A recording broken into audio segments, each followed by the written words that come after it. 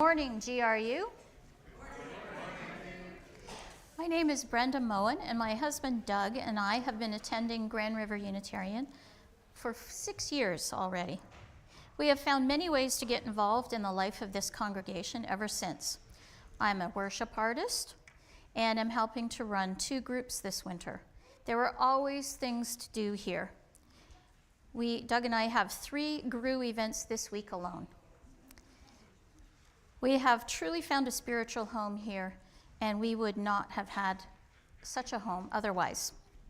We are so glad we took a chance, came out one Sunday in November of 2018 to see what a UU church was all about.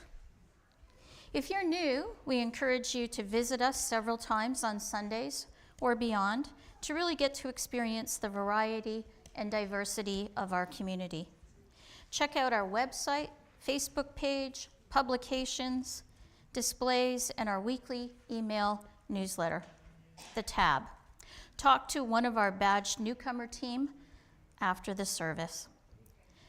Please know that you are warmly invited to join us for coffee and conversation after the service. Our topic today is feeding the soul.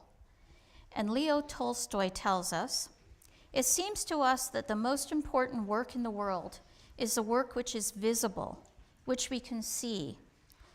Building a house, plowing the land, feeding cattle, gathering fruit, and that work which is invisible, the work done by the soul, is not important. But our invisible work at the improvement of our soul is the most important work in the world, and all other visible kinds of work are useful only when we do this major work." We have a few announcements. Margaret?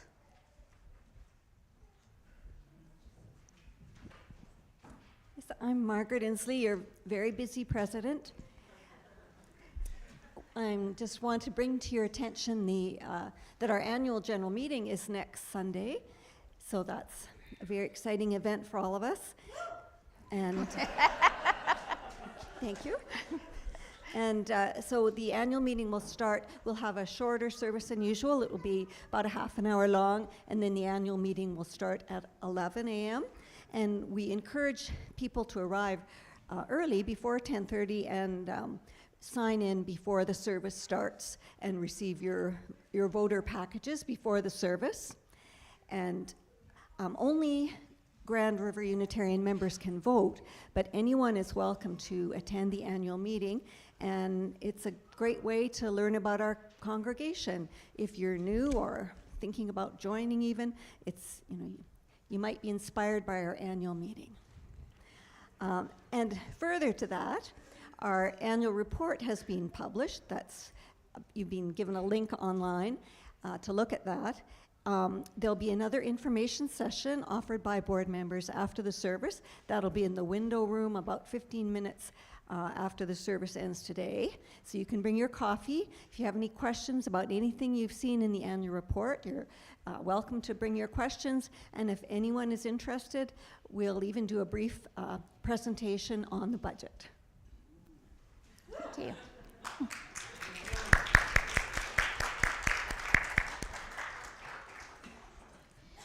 Have you ever met someone at GRU and wished you might recall their name? Or are like me at that age where you've met them several times and you still can't recall their name?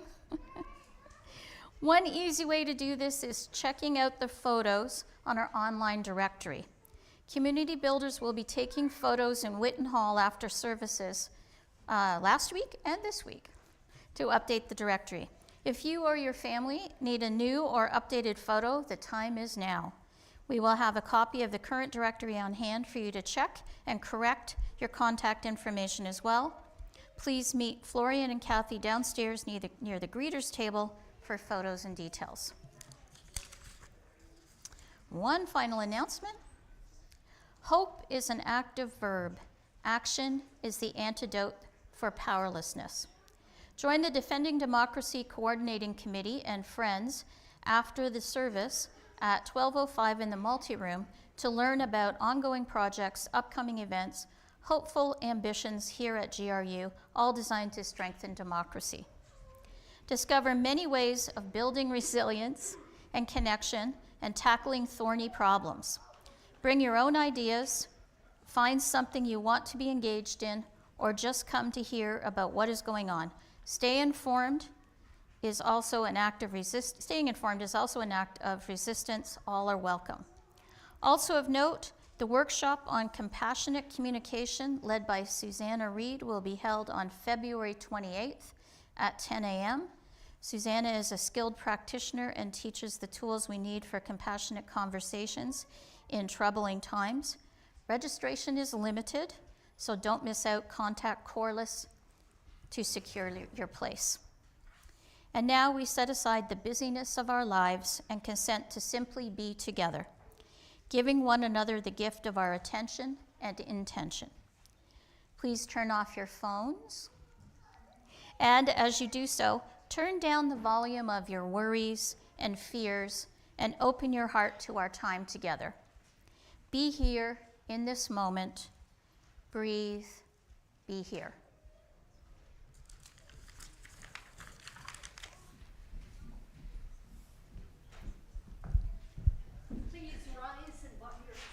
For opening hymn number 112, Do You Hear?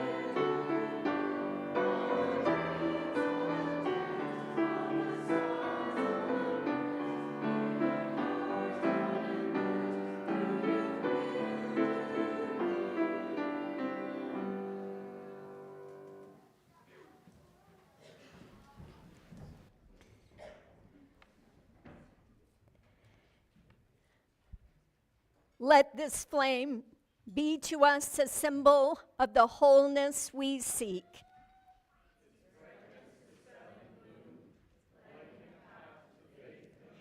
Its glow reminding us of the sacred bonds which link us to all people.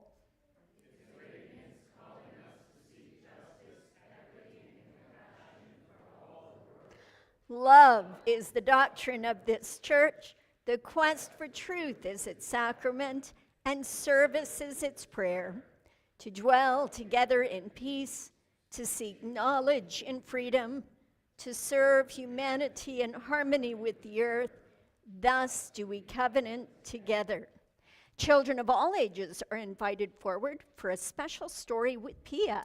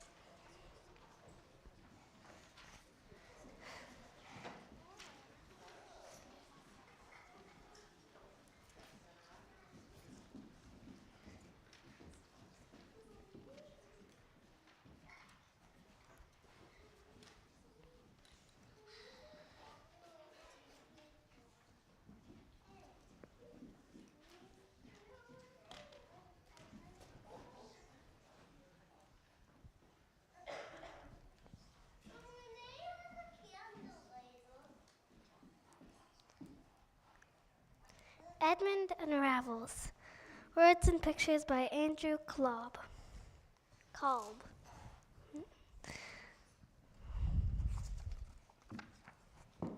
It's funny, when talking about a ball of yarn, the end is actually the beginning. The end, for example,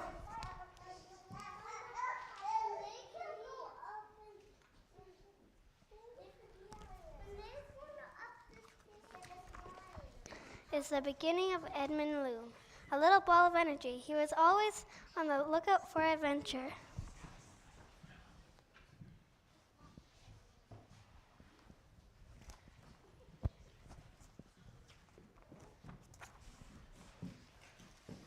From the time he could roll, Edmund loved to bounce down the 3 stairs to explore.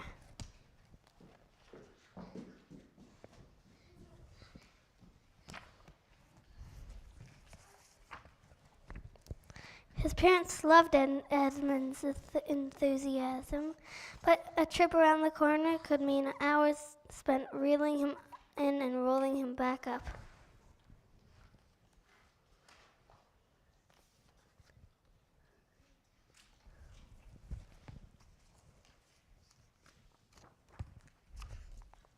Edmund tried his best to keep it together. On most days, he kept a routine of breakfast, school, chores, dinner, and then finally bed.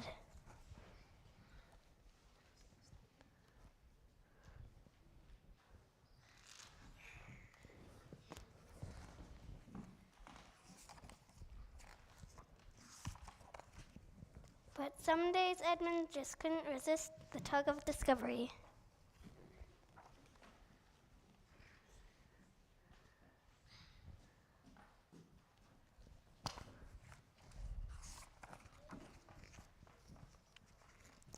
The older he got, the bigger he got, and the farther away he could travel. His parents found it harder and harder to pull him back.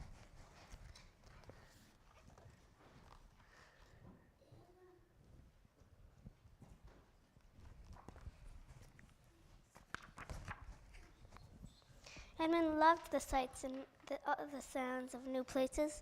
He was having so much fun, he thought he might never go back home. There were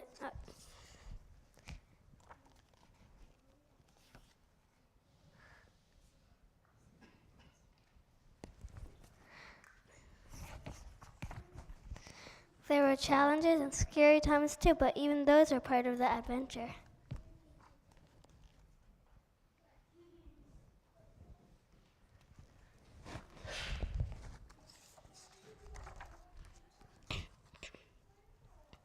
There was so much to experience and so many interesting people to meet.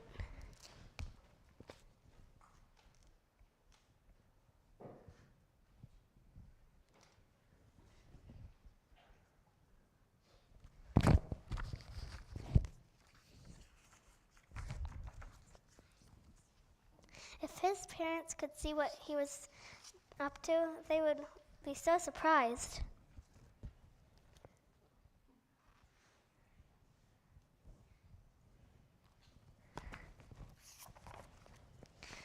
Soon Edmund realized how far he was from home and that something was missing. Edmund felt sad and alone.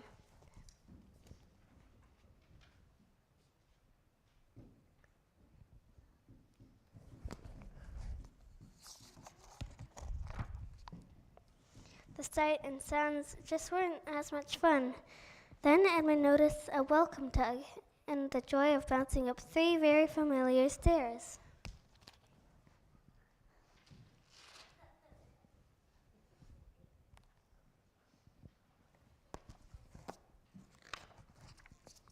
Edmund rolled through the front door and found just what he was missing, familiar places and friendly faces. His family and friends had all pulled together to bring Edmund home and roll him back up.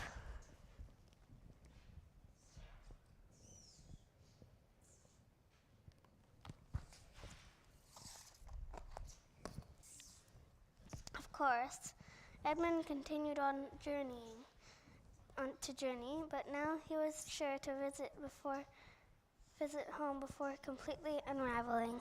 Besides, then when there's nothing left but the beginning of a ball of yarn, it's actually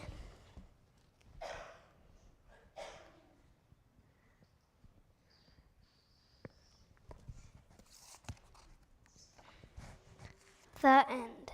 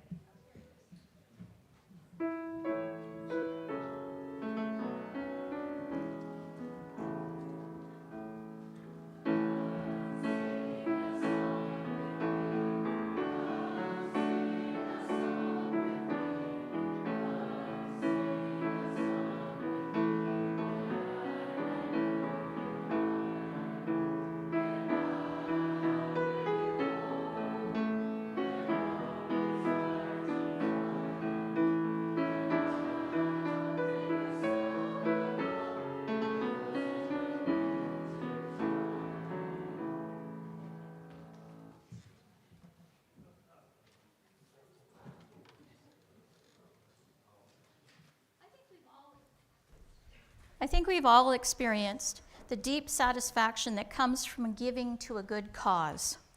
That sense way down in our souls that giving is better than receiving. When we give freely, we experience a quiet joy within, a satisfaction of doing good in the world that feeds the soul. In this way, generosity is not a sacrifice, but a way to a more genuine happiness.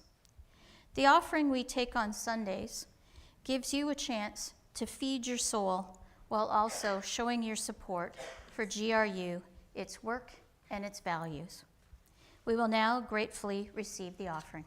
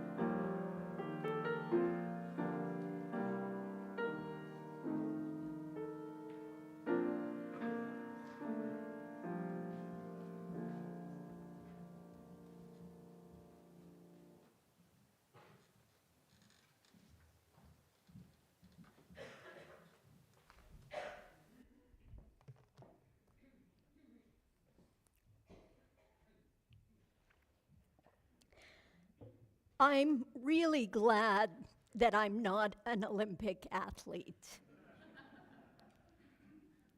I mean, think about it.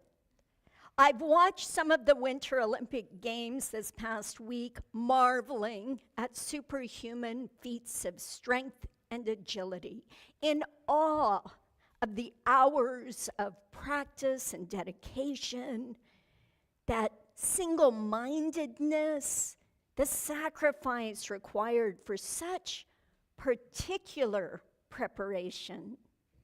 And I'm filled with anxiety on behalf of the young athletic elites, that all of it comes down to one performance on one day in a matter of minutes while the entire world is watching. I'm really glad I'm not an Olympic athlete. Pastoring and preaching, writing and teaching are not precision endeavors.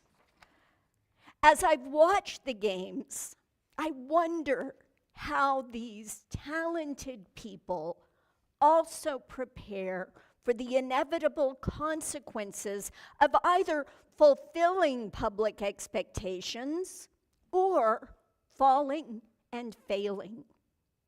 Mounting the podium or rising from a fall, I always wonder about the day after. I wonder how they have prepared their souls so that their Olympic spirit carries on regardless. And that's the question for all of us. How do we prepare our souls? Last week, I talked about why we might want to do so, and then I promised to share with you the ways we might feed the soul today. And I find I've made a false promise, one I cannot fulfill. And this is why.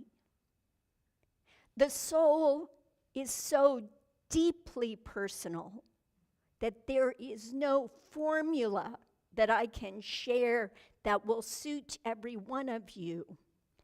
Instead, I propose to try and lead you into a self-discovery of what nourishment your soul might require. I have to start, of course, by sharing the definition that I'm using today, because a room full of 100 UUs will have 100 different understandings. So I remind you that I'm just speaking from one possible model. And I encourage you to reframe it in ways that are meaningful to you and that resonate with your own lived experience. So for my purposes, I am again drawing upon the work of Dr. Thomas Moore and his book, Care of the Soul.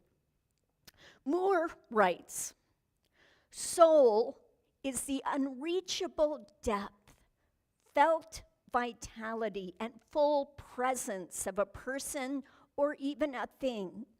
Soul is the invisible, mysterious, and softly radiant element that infuses your being and makes you human. Like plasma in your veins, it gives you a sense of meaning, feeling, connection, and depth. If you have soul, you have a visible glow and are alive and present." I think of it this way. If the body is a building, spirit is the heat that warms its environment, the radiating energy impacting the surrounding air. But soul is the furnace itself. Spirit is the heat, but soul is the furnace. We sing, "Roots hold me close, wings set me free." The roots of the soul hold us close, beckon us inward toward earthliness. The wings of the spirit set us free, enliven us to act out our dreams in the world. To sustain the flights of the spirit, to provide grounding and balance, to be able to branch out, we must nourish our souls. And because our soul's needs are personal, we must learn how to tend to it. Parker Palmer says, before you tell your life what you intend to do with it, listen for what it intends to do with you. Before you tell your life what truths and values you have decided to live up to, let your life tell you what truths you embody, what values you represent. I can offer 3 practices that help us tune into our souls to be able to listen to what our soul's needs are. And the first of all is to be still. Rest in the quiet. We tend to lead noisy lives. Not just all the external demands that pull at us, the busyness of business, the distractions that tempt us, the news that dismays us. But also our brains can be full of noise. Old stories that hold us, resentments and criticisms that whisper we are unworthy, or past disappointments or doubts that curtail our creativity.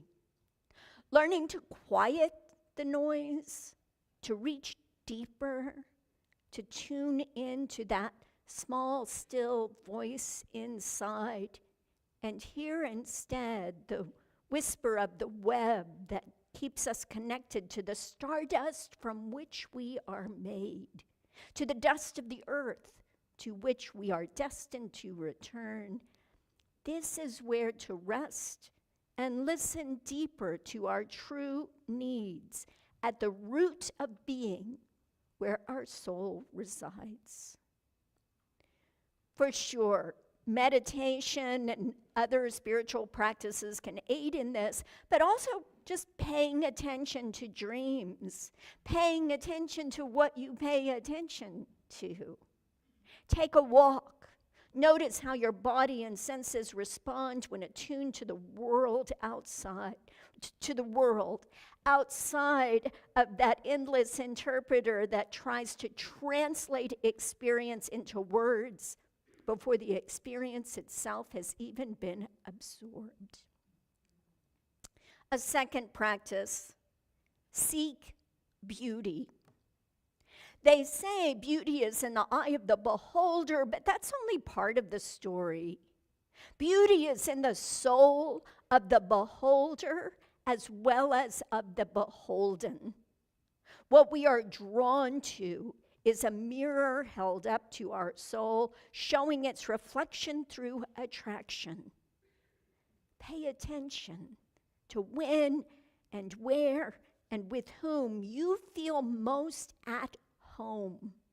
When do you feel most at ease with yourself, your purest, most undiluted you-ness? That sense of feeling at home, that's the soil of your soul. Third, this is a tough one for some of us. Believe that you belong.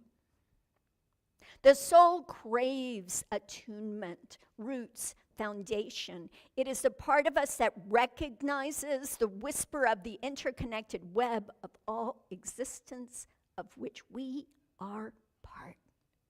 Our inherent belongingness, our connections that work in 3 dimensions, to other persons and beings, to our literal dependence on the earth and the sky that sustains us, and to our place in history as formed from the past and acting into the future.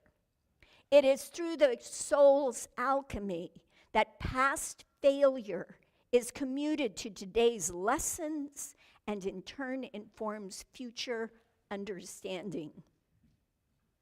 Moore writes, disappointments, even betrayals and losses, serve the soul at the very moment they seem in life to be tragedies. The soul is partly in time and partly in eternity. We might remember the part that resides in eternity when we feel despair over the part that is in life. To the soul, memory is more important than planning, art more compelling than reason, love more fulfilling than understanding. We know we are well on the way towards soul when we feel a connection to the world and the people around us, and when we live as much from the heart as from the head. We know soul is being cared for when our pleasures feel deeper than usual, when we can let go of the need to be free of complexity and confusion, and when compassion takes the place of distrust and fear. Soul work is that of the heart, not the head. Give up trying to understand it. Instead, consent to pause a moment. Consent to deeply feel existence. And thus, it is my wish for all those Olympians, as it is for each of us in our daily trials and triumphs, that we remember to tend our souls. Let us learn to attend our souls in times of plenty, to lay in stores of soulful treasures that strengthen our resilience during times of devastating defeat. Sing now while you can sing. Absorb art. Practice foolish abandon severity. Replace the harsh word of criticism with an assumption of compassionate intent. Lend that helping hand and a caring ear. Open the door of your heart and hearth and home and let your neighbors in. Listen to your soul. Be still. Seek beauty. Believe you belong. May it be so. Will you now rise in body or in spirit for a traditional Unitarian hymn? This one was written by Czech minister Norbert Čapek. He is the founder of our beloved Flower Communion. Number 8.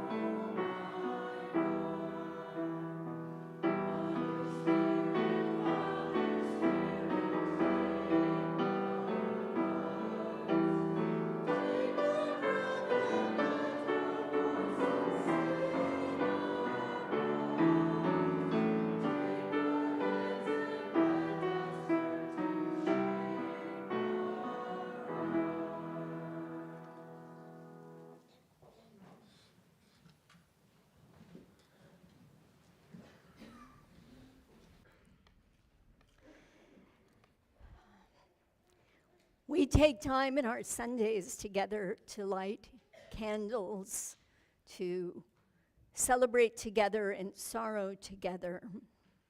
You'll be invited to light a candle in silence, or if there's something you wish to share for community support, you can come to the microphone and let us know how we might support you in your journeys today. I want to start with 3 candles. The first, our hearts are hurting this week for the people of Tumbler Ridge in the wake of this week's violence. We pray for healing and help for all those affected. I ask that we light a second candle for longtime GRU member Tonia Carr Hilton. Is in hospital. She is quite frail with pneumonia. Rhonda and her family appreciate your good wishes for the healing. And I'll light a third candle of celebration. Jason White is joining us again. It's so good to have you at the piano again, Jason. Thank you for playing. Always a mix. Joy, sorrow. And I'll light my own candle because I got to meet my newest grandchild this week.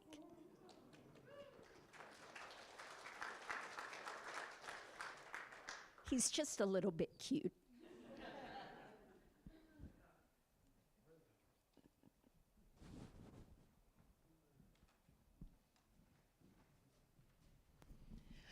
I'm Becky. I'm lighting a candle for exciting transitions coming for me. I'm taking a 1-year secondment from my normal job at Laurier as accommodation consultant, and for the next year, I'm going to be the operations coordinator at the Laurier Academy of Music and Arts. So I'm very excited about that.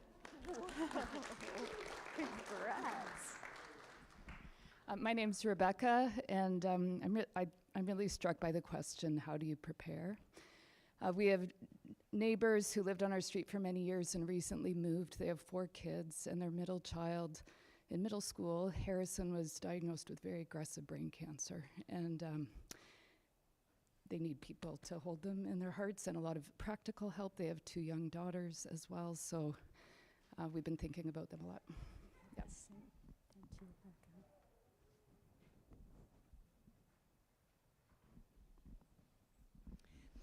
I'm Corliss. I grew up near Tumbler Ridge. I feel connected to the pain of people in rural communities, but as I think about it, I feel connected to a lot of pain. And the odd thing is, I read something recently that said, I have the gift to care. And so I'll just let that rest there because we do need to care. Thank you, Corliss.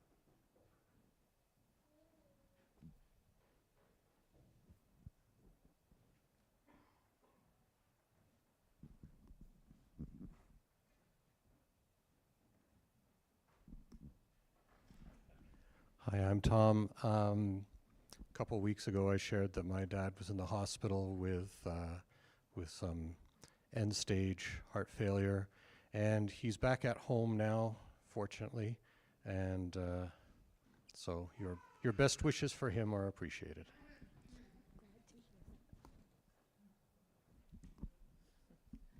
Hi, I'm Helena, and I lit a candle for my Aunt Bonnie, and she died 3 days ago. She was 94, and she was the kindest person in the world.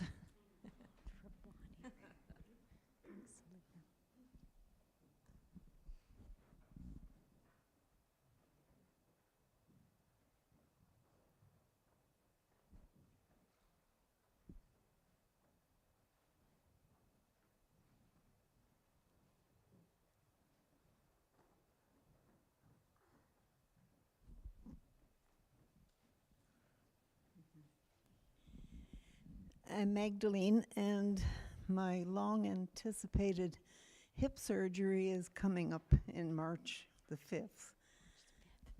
Okay, keep me posted.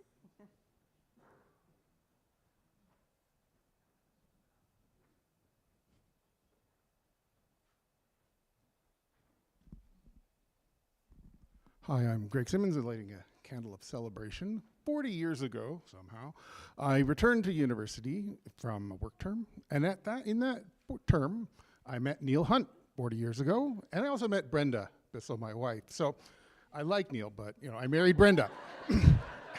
And then 30 years ago, Brenda and I attended our first Unitarian service in Guelph, so another good milestone.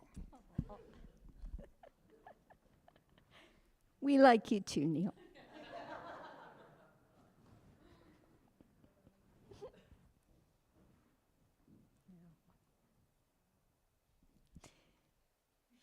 It's always such a blessing to be in community and hear just the mix.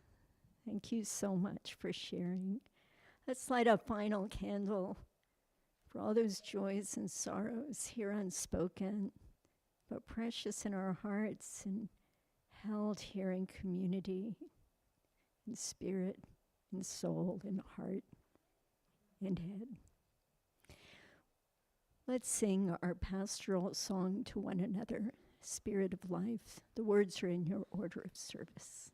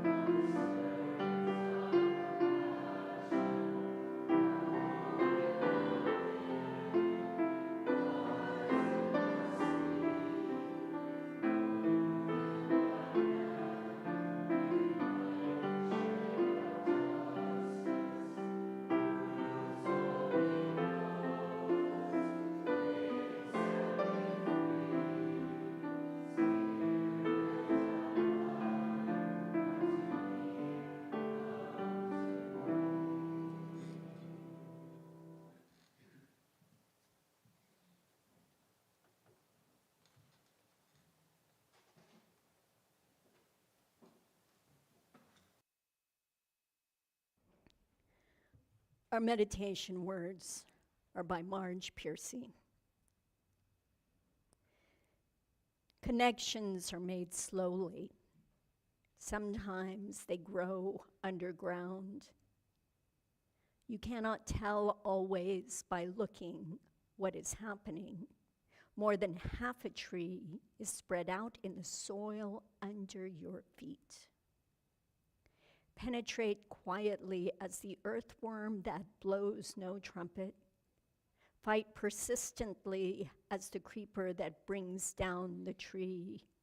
Spread like the squash plant that overruns the garden. Gnaw in the dark and use the sun to make sugar.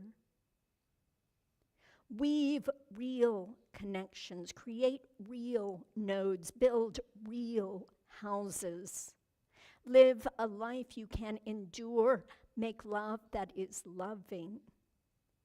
Keep tangling and interweaving and taking more in a thicket and bramble wilderness to the outside, but to us, interconnected with rabbit runs and burrows and lairs.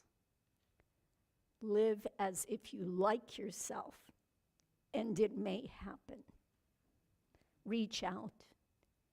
Keep reaching out. Keep bringing in. This is how we are going to live for a long time. Not always. For every gardener knows that after the digging, after the planting, after the long season of tending a growth, the harvest comes.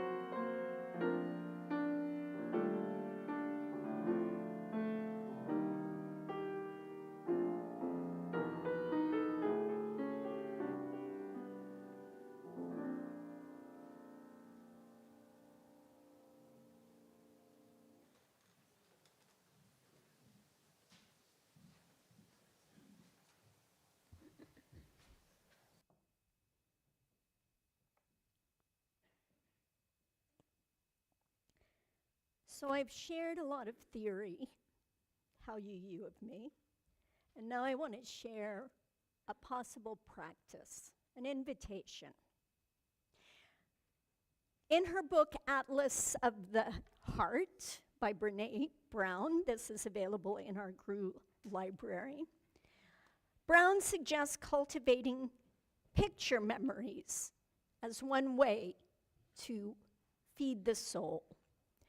Here's Brene Brown's story. When my daughter Ellen was in the first grade, we played hooky one afternoon and spent the day at the park. At one point, we were on a paddle boat, feeding the ducks stale bread that we had brought from home, when I realized that she had stopped pedaling and was sitting perfectly still in her seat.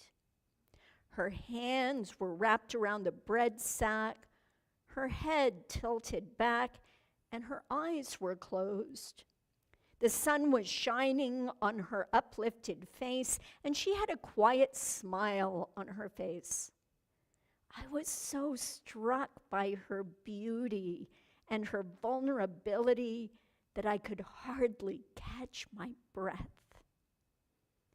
I watched for a full minute, but when she didn't move, I got a little nervous. Ellie, is everything okay, sweetie? Her smile widened and she opened her eyes. She looked at me and said, "Oh, I'm fine, Mama. I was just making a picture memory." I'd never heard of a picture memory, but I liked the sound of it. "What's that mean?" "Oh," she said, "a picture memory is a picture I take in my mind when I'm really, really happy. I close my eyes and I take a picture. So when I'm feeling sad or scared or lonely, I can look at my picture memories." So I ask you, is there a picture memory that has the power to help sustain you? A fully sensory memory of peace or happiness where your soul can remember being nourished. Take a moment.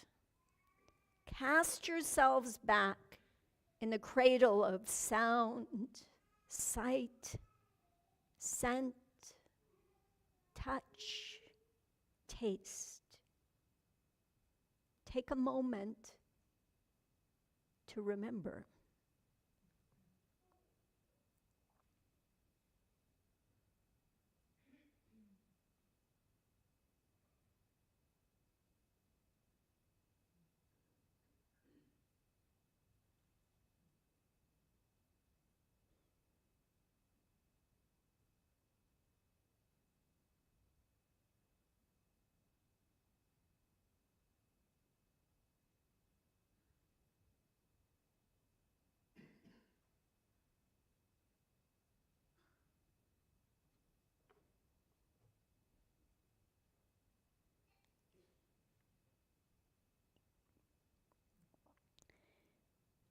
Be still. Seek beauty. Believe you belong. Does anyone want to share their picture memory?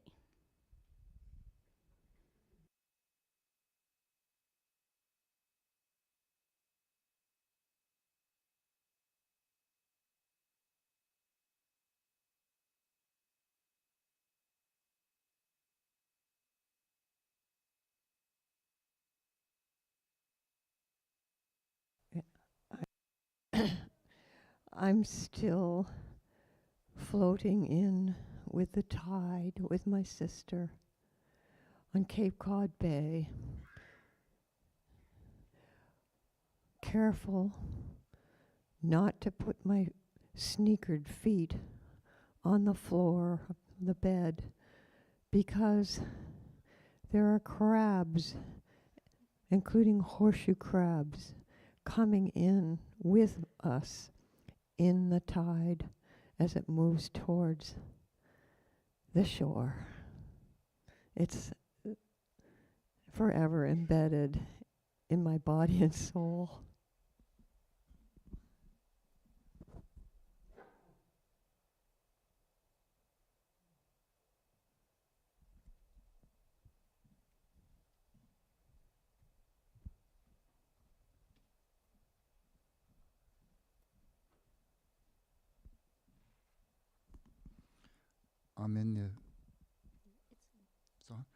I'm in the Caribbean on a sailboat late at night, full moon, no other light source, and I'm reading and writing in my journal.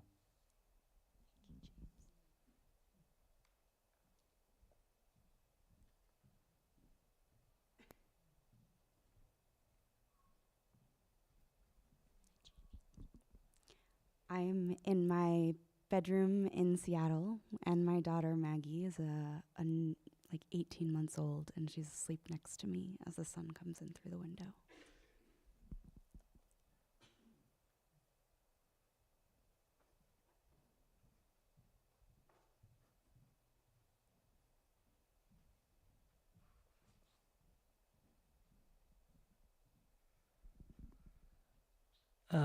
I'm stepping out of a teepee set up in Wickwamacong on Manitoulin Island, and I step out into a totally dark sky, full of stars, northern lights over a lake, shooting stars going by, and just the sound of silence. And it's a beautiful memory in my heart.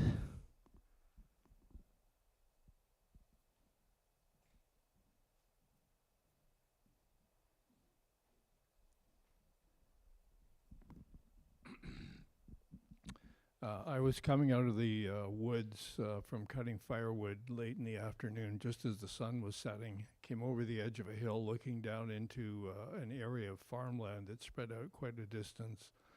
Wasn't looking directly at the sun, but the sun was shining across the farmland. It was absolutely glorious. And then I heard a wolf call, and that was pretty amazing. I think I'm about 14 years old, and I'm at our cottage, and I'm having an early morning water ski. And it was just a gorgeous morning, and when I leaned to the right side, I let my fingers run across the water, and it was like silk. And it was just exquisite, and it just made me feel so peaceful and alive, and so many hopes and dreams ahead of me. It was a wonderful time.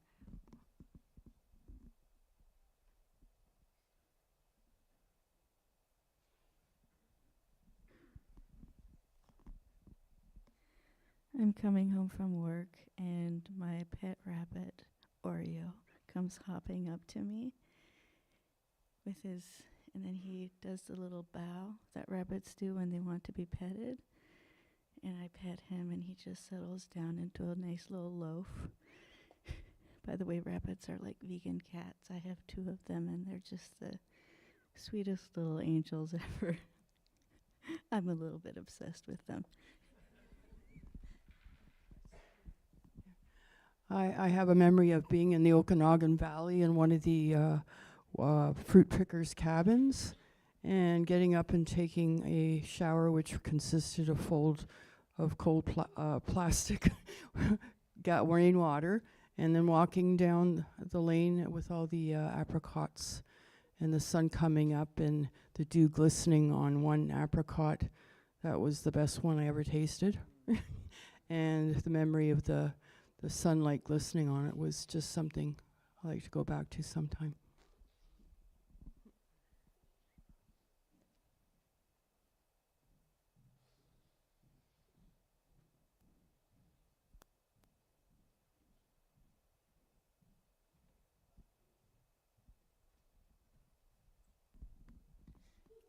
Watching my 3 teenagers happily and harmoniously developing a synchronized swimming routine in the lake at the cottage with those floaty tubes. They call it the Tube Olympics.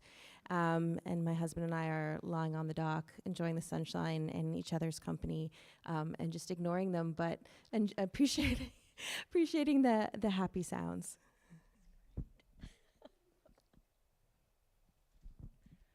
Standing in a kaleidoscopic rainbow inside the Sagrada Familia as sunlight streams through all those windows.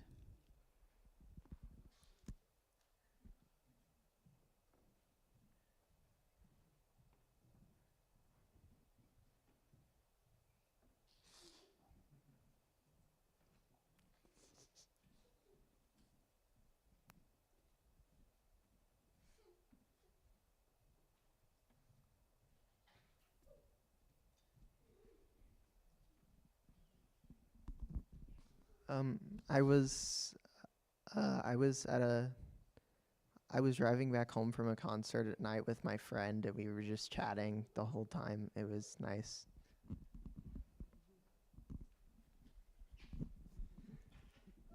I grew up in Northern Ontario, Thunder Bay, and every weekend, my parents and my brothers, we go out fishing. And I was about 5 years old. I never caught a fish in all the times that I went out. And finally, I caught this little fish. It was maybe 5 inches long. And I can remember myself standing in the sun, holding the fishing line and the fish at the bottom of the line, and just feeling so incredibly proud of myself. And then I start to realize I'm part of this fishing family. I got that I have a family.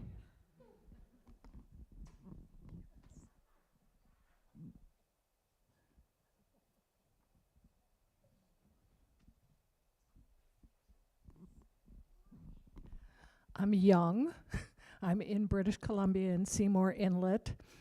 I'm about 20 feet under the surface of the water, and everything is so clear that I can see kelp and lingcod and crabs and kelp and mountains and evergreen trees and eagles all in one view.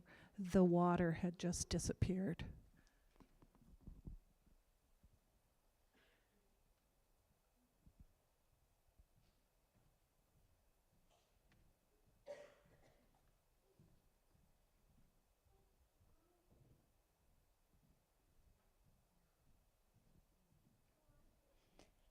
Ellen, I give you the last words. No pressure. Thousands and thousands of pictures of astronomy and people and my parents and babies and Jim. But the one really standing out was coming after 7 agony weeks in Holland, waiting to come to Canada, to permanently come to Canada, and meeting Jim at Don Mills. And we gave each other a kiss that was so memorable. We never had that one again.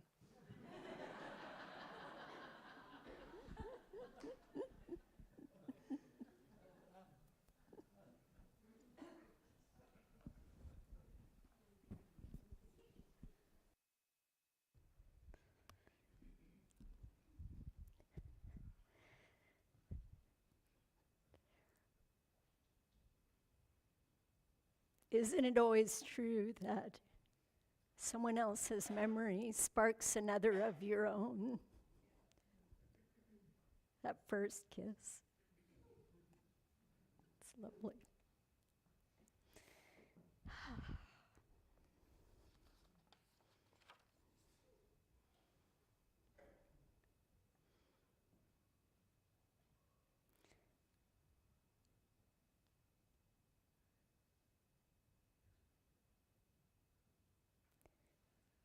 Brene Brown's book concludes with this reminder.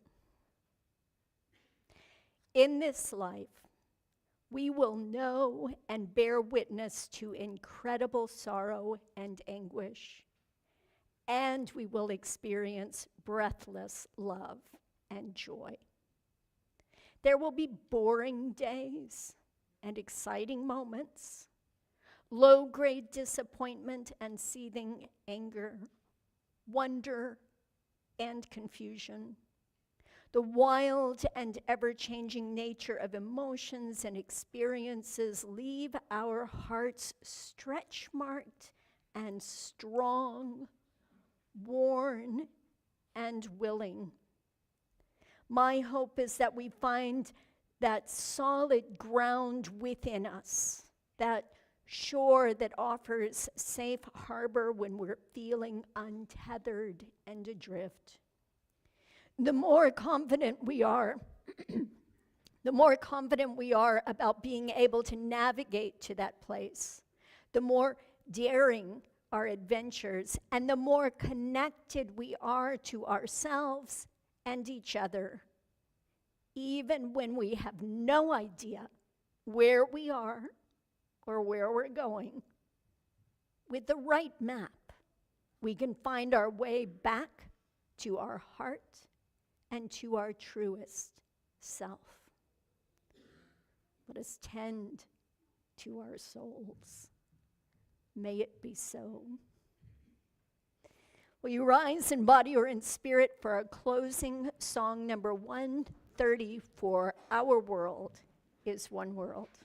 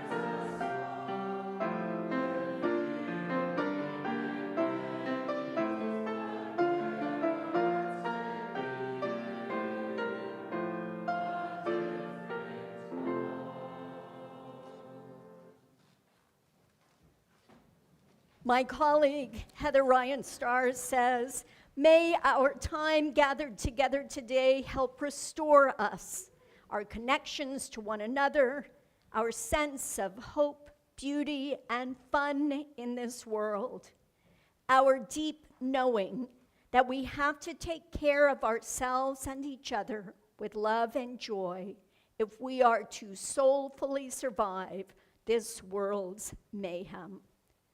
Let us carry the flame, friends.